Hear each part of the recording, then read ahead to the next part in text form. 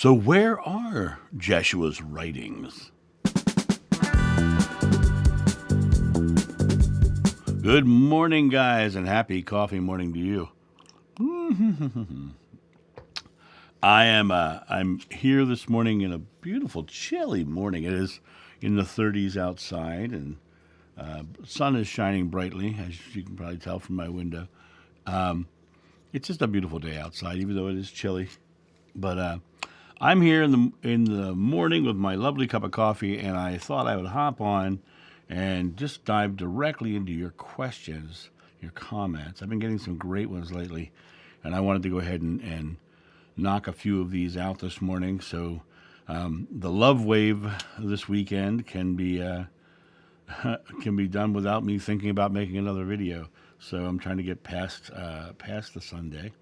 If you guys don't know about the love wave, go over to Spirit Made Me Do It channel and look at what Marcy's doing.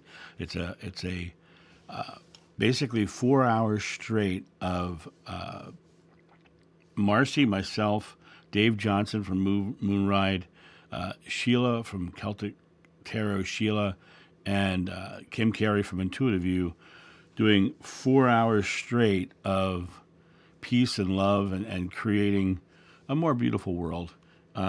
And you can join us live. It's a live stream, and you can come in and out, or you can stay for the whole time. It's really up to you. There's going to be meditations and talkbacks and commenting, but we're going to keep the theme on creating a peaceful, loving world, to live a loving life.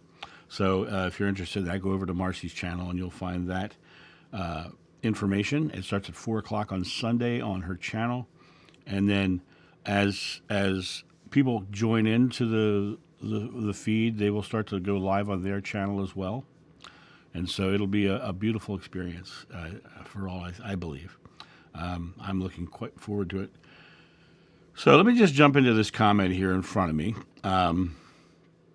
I know the Bible was written long after Jeshua was crucified. What I'm wondering is, what happened to his writings? Everything from his disciples' recollection. Did Jeshua not write anything down in his handwritings? Well, it's really kind of interesting because the disciples didn't write things down. The texts that you're reading are not attributed to the time of walking with Jeshua. They're attributed to after that.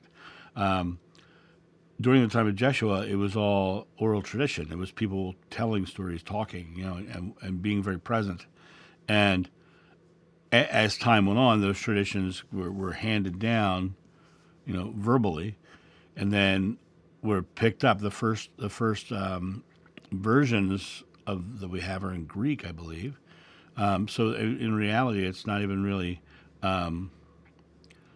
the concept of Jeshua sitting down and writing something down wasn't really something that would have happened. But it is a great conversation because of the fact that it really shows you, if any of you have ever played the telephone game where you have 10 people in a row and you start with one piece of information and you whisper it to the person next to you and they keep whispering it down the line. By the time you get to the 10th person, it's completely changed. Completely changed. So that oral tradition was going on, and then it went to written down, right? And then it was translated and manipulated and changed and altered, and depending on who was doing the writing, and either language differences or faith differences. People didn't believe certain aspects of certain things.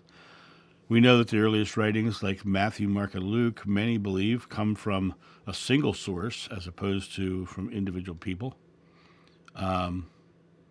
So they call that the Q gospel, Gospel of Q, and I don't mean the conspiracy Q people. I mean the Gospel of Q, which is this unknown document supposedly, but they don't even have that. So the biggest lesson you can learn from all of this is that rather than focusing on where the periods are put or where the commas are and what that word means and all those things and when he was born, even though the Bible doesn't even say when he was born, focus on what's loving. Focus on living a loving life. I mean, we all want to live in a loving world. That's really the key. Even the people who are mad and pushing war and anger and frustration, they want a loving world in some form. They just want it in their form. And they get mad when people don't live the way they want them to do, because it's more about power plays than actual love. So it's a matter of coming back to your present moment and realizing that you have the ability to simply take the teachings and live the teachings. And when I say the teachings, I don't mean get into all the minutia of don't eat meat on Friday stuff or any of that stuff, which is now gone, the meat on Friday thing.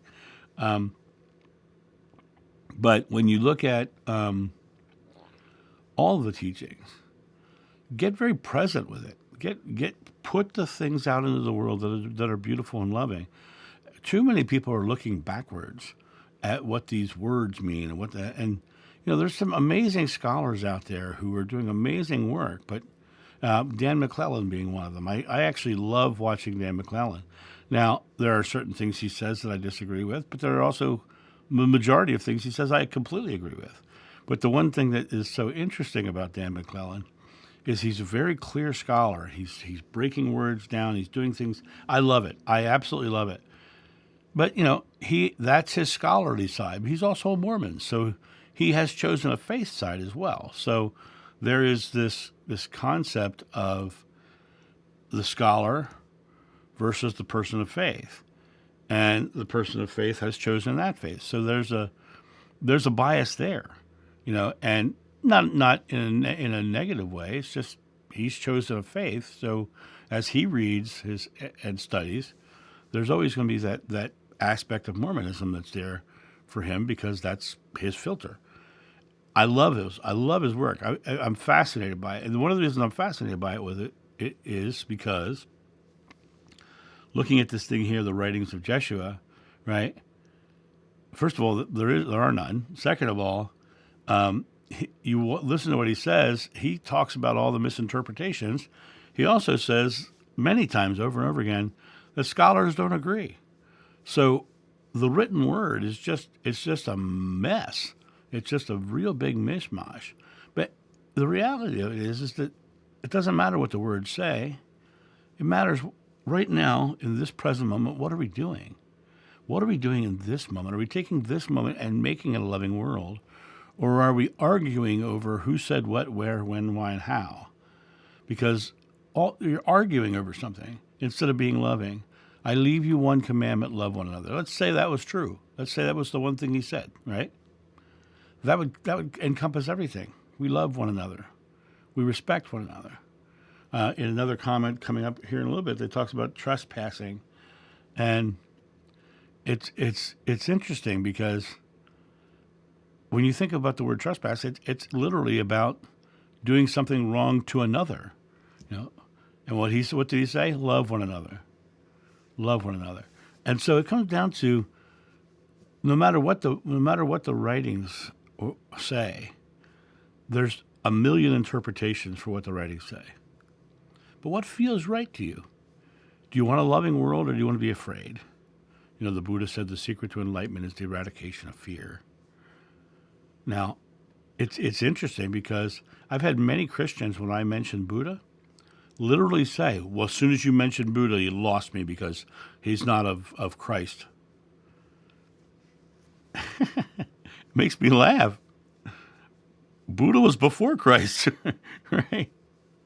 And so it really comes down to the idea of is it loving? Is your way the only way? And if you're saying your way is the only way, it's because you're leaning into these ancient texts as opposed to living a loving life. And so it doesn't matter if he wrote anything down, which I don't believe he did. I don't believe the disciples did either, right?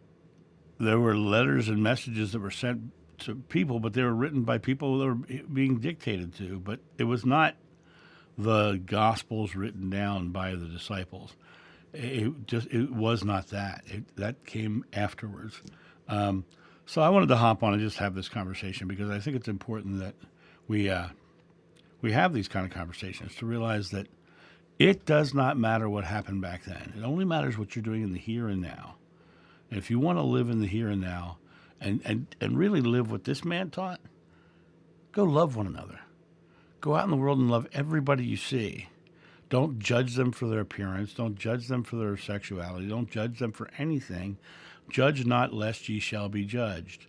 Will set you up to be, I'm judging myself as judgmental because I'm judging someone, right? I'm a judgmental person, which is a terrible thing to be, right?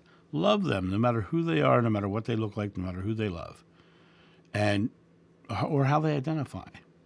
They're just people going through an experience in life just like you. And in all honesty, they're all parts of the oneness of God. And there's no part of God that's less than any other, because it's God. So that's my thought on this. You guys have a great day, and I'll talk to you soon. See ya. Bye.